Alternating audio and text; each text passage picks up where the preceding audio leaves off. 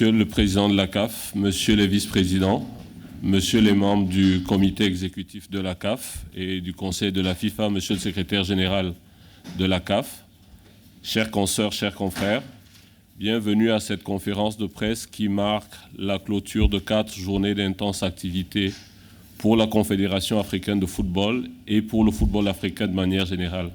4 jours qui marquent très certainement un nouveau départ et qui marquent la matérialisation déjà de certaines options fixées par le nouvel exécutif de la CAF.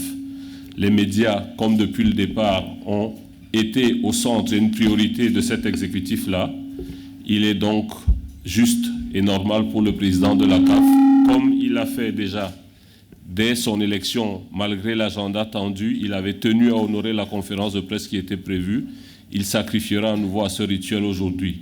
Nous allons débuter cette conférence de presse par un propos liminaire du président qui va très certainement aussi revenir sur quelques décisions majeures qui ont été prises tout à l'heure par le comité exécutif et qui se situent en droite ligne de l'adoption des statuts de la CAF qui a été effectuée ce matin par l'Assemblée générale extraordinaire de la CAF. Monsieur le Président, vous avez la parole. Merci. Tout d'abord, je tiens à exprimer au nom de mes collègues du comité exécutif de la CAF tous nos remerciements envers vous, le média. Tout d'abord, de couvrir ces événements, mais surtout de participer à ces travaux. Comme on vous a toujours dit, vous faites partie intégrante des acteurs du football. Nous ne pouvons développer notre football sans votre implication, sans votre guide, sans votre balise. Aujourd'hui, nous clôturons, comme l'a spécifié le directeur de la communication de la CAF, la fin de ces 4 jours des travaux. 4 jours des travaux où il y avait les 2 jours de symposium, le comité exécutif pour la validation des résolutions, et ce matin, nous venons de terminer la réforme des statuts de la CAF, qui couronne vraiment la nouvelle ère et les arsenals juridiques, si j'ose dire, pour conduire la CAF dans une nouvelle gouvernance et qui permettra au comité exécutif et moi-même en tant que président de se conformer aux dispositions réglementaires aujourd'hui dans la gestion du football mondial. J'ai dit c'était des assises historiques. Évidemment, comme tout le monde citait, jamais par le passé, la grande famille du football africain n'a réalisé un tel processus de changement. Un symposium unique, des débats très riches et fructueux, des résolutions historiques, je peux dire, qui apportent un sens au changement et à la nouvelle gouvernance. Des nouvelles règles, des nouveaux statuts, de profonds changements, et surtout des légendes qui reviennent, des partenaires hyper motivés. Une AG, un congrès extraordinaire, également historique, j'ose dire, parce qu'il y a une adhésion totale des membres du congrès.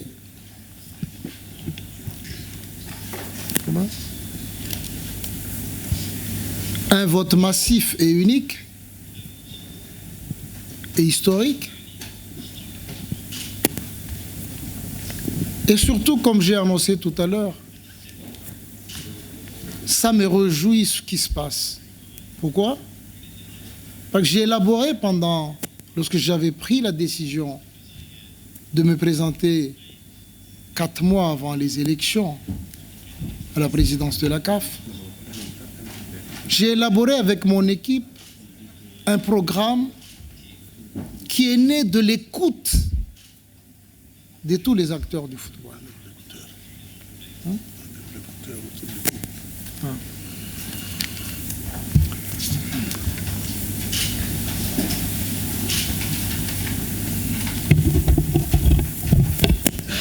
Un programme, je dis, né de l'écoute des gens du football,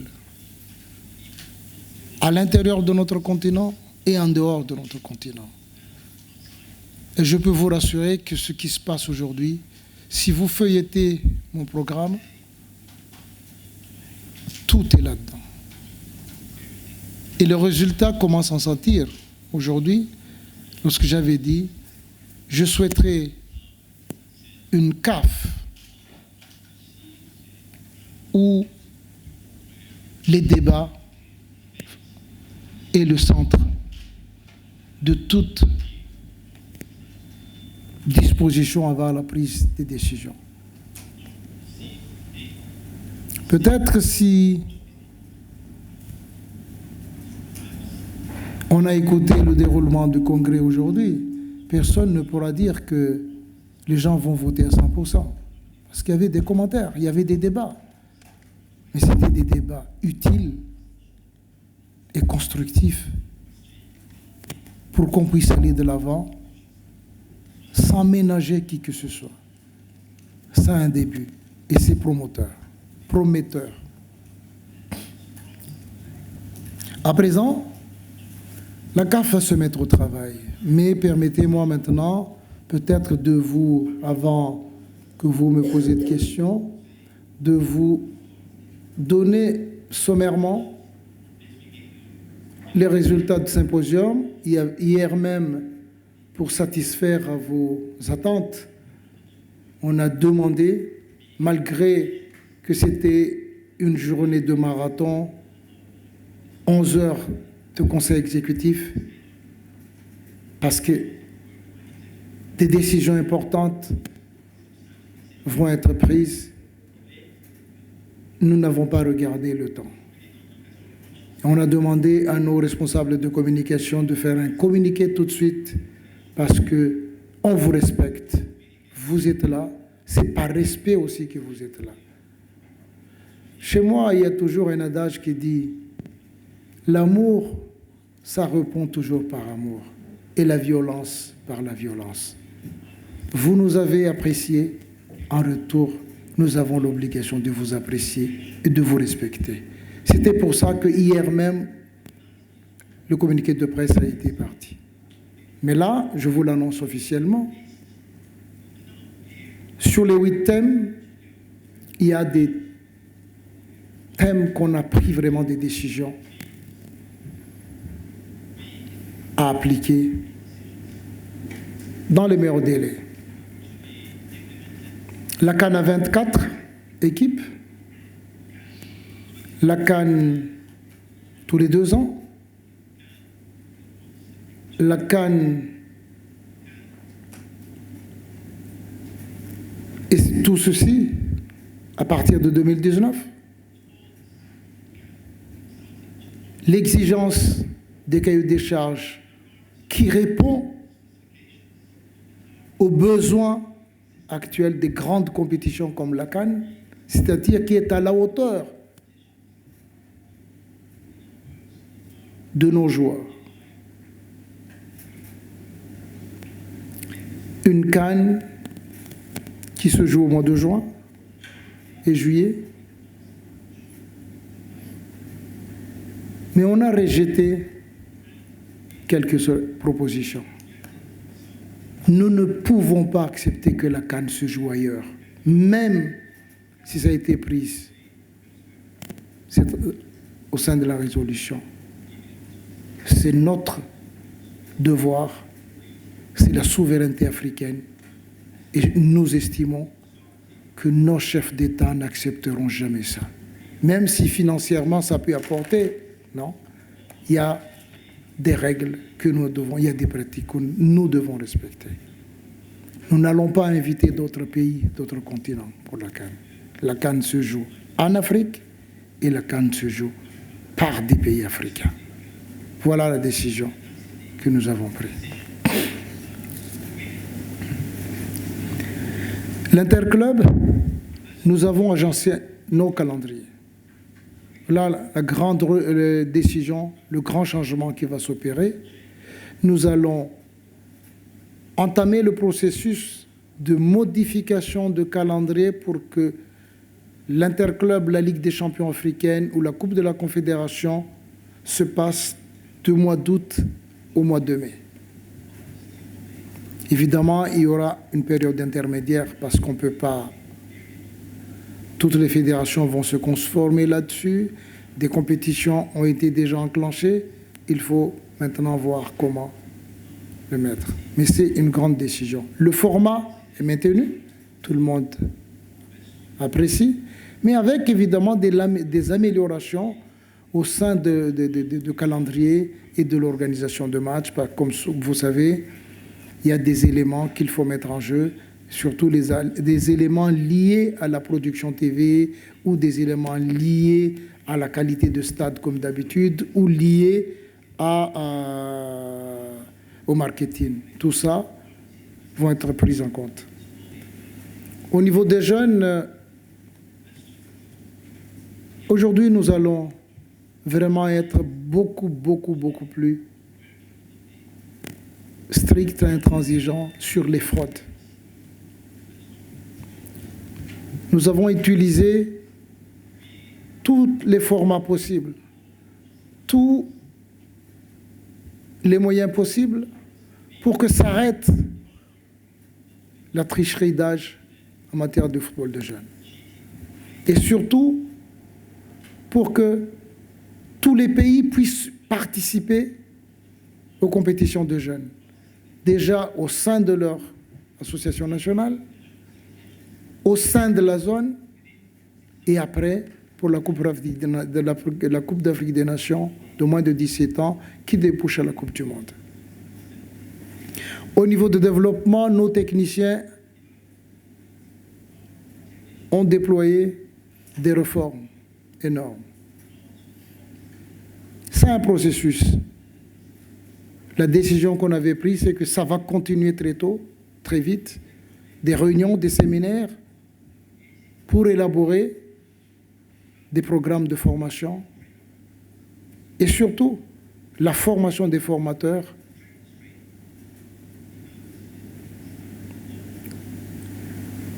pour que la formation soit continue au sein de la Confédération, au sein du continent. On a cité quelques exemples pour qu'on puisse valoriser nos cadres techniques en Afrique. Au niveau de l'arbitrage,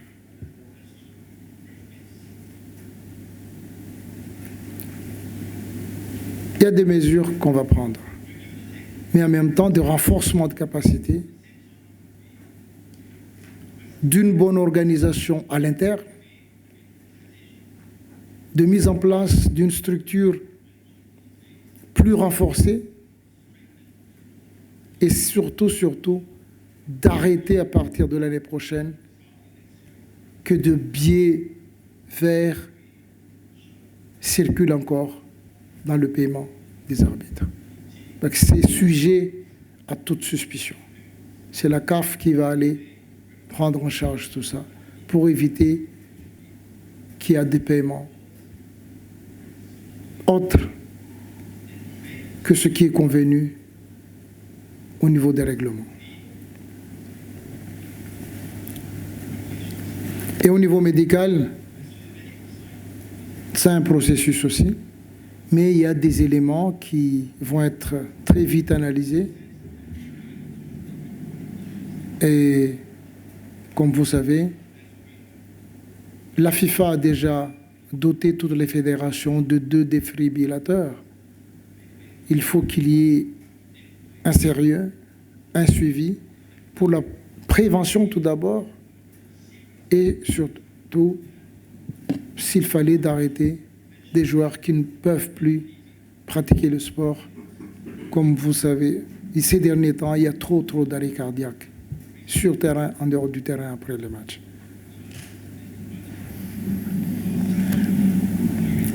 Au niveau des relations internationales, nous allons approfondir. On est déjà en phase, pas seulement des contrats de partenariat, mais déjà de mise en œuvre de ces partenariats avec l'Union européenne, avec l'UEFA. on est déjà en train de mettre en place un grand projet pour le football de jeunes. Nous sommes en train de discuter avec nos frères de l'Asie pour un retour de la Coupe afro-asiatique. C'est en gestation.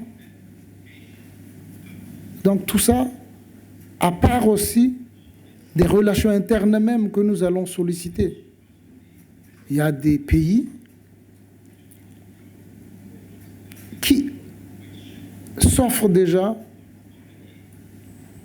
des moyens pour un partenariat fédération-fédération.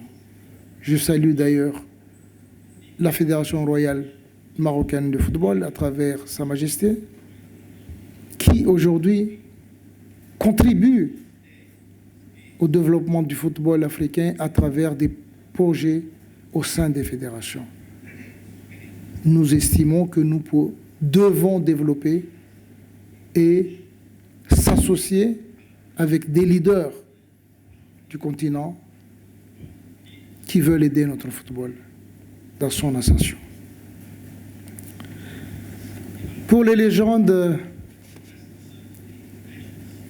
on les remercie sincèrement d'être venus, d'avoir répondu favorablement à l'invitation. Et je pense que ça a été réciproque lors des 2 jours, 3 jours où nous sommes ici. Certains, nous allons les pousser pour des formations, pour qu'ils puissent revenir dans le continent. Je vous annonce même qu'on a contracté déjà une formation de très haut niveau des anciens footballeurs. Il y a l'UEFA qui a déjà des modules et un Africain a déjà fait, mais à travers ses relations personnelles. Mais là, c'est la Confédération qui met dans son programme, dans le cadre de la coopération internationale, des formations des stars selon leur niveau d'instruction. Il y a un qui va partir prochainement. Ils vont revenir sur beaucoup de choses. On les incite de s'impliquer dans les fédérations, leurs fédérations respectives. À la CAF même, il y a des dispositions qui vont être prises pour que ça ne s'arrête pas seulement comme ambassadeur ou comme parrainage, mais une implication totale selon leur spécialité. Voilà, je pense, en gros, les différentes décisions, les points forts retenus par rapport aux résolutions du symposium. Aujourd'hui, nous sommes heureux de vous annoncer que la CAF, le statut de la CAF, a été revu en profondeur. Et on a un outil juridique aujourd'hui qui respecte la nouvelle gouvernance au niveau du football mondial. Ça renforce notre projet de transparence financière, de la bonne gouvernance, de la mise en place de certains organes indépendants, comme la gouvernance, la compliance ou l'audit externe. Et tout ça, ce sont des gens indépendants qui vont le composer, mais élus par le Congrès. D'autres points importants, c'est la réduction des commissions. Il y avait une vingtaine de commissions au sein de la CAF. Aujourd'hui, on les a assemblées pour réduire ces commissions à 10 actuellement, les commissions permanentes. Et une nouveauté, il n'y a plus de non-cumul de mandat à la CAF. Si vous êtes membre du conseil de la FIFA, vous ne pouvez pas être membre du comité exécutif parce que de droit dans les statuts avant, ils sont membres de la FIFA, membres de la CAF, les membres du conseil de la FIFA. À quoi bon de cumuler 2 positions? Tout le monde était unanime, même ceux qui vivent de cette situation, de bannir à ça. Ils sont membres de plein droit et participent pour le développement africain au sein du comité exécutif, comme les membres du comité exécutif de la CAF. Et on a élargi vers 3 vice-présidents. C'est pour ça qu'on s'est réunis tout à l'heure, pour nommer les présidents de commission et pour que, comme c'est statutaire le président qui propose le 3e vice-président, il y avait 2 déjà qui sont nommés, M.